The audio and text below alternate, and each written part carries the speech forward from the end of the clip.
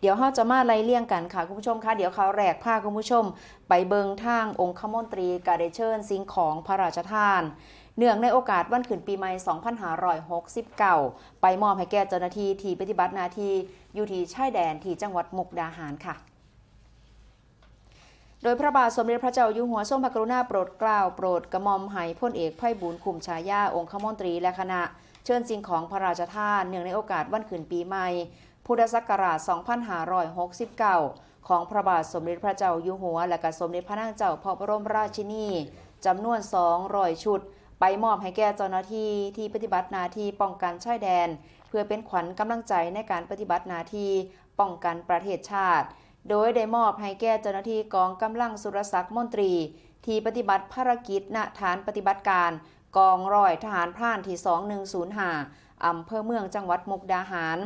ในโอกาสเดียวกันนายวรย่านบุญราชผู้ว่าราชการจังหวัดมุกดาหารก็ได้กล่าวต้อนรับและกับผู้บัญชาการกองกำลังสุรศักดิ์มนตรีกล่าวสำนึกในพระมหากรุณาธิคุณ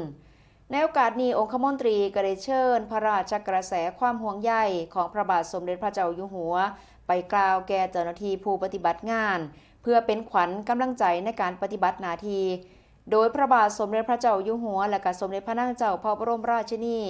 ทรงติดตามสถานการณ์และก็ให้ความซอยเหลือหน่วยทหารมาโดยตลอดพร้อมทั้งชื่นชมการปฏิบัติหน้าที่โดยความเข้มแข็งเสียสละและก็อุทิศตน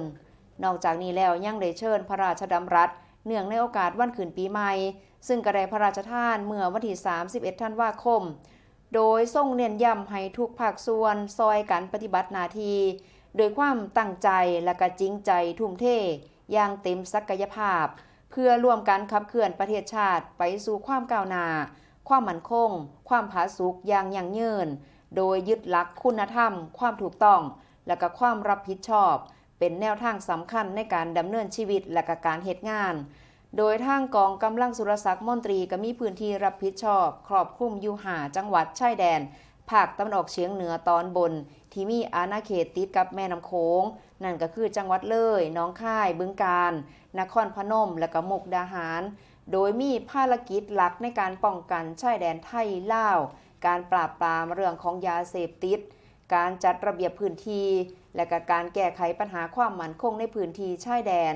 ร่วมทั้งการประสานความร่วมมือกับประเทศเพื่อนบ้านนำค่ะ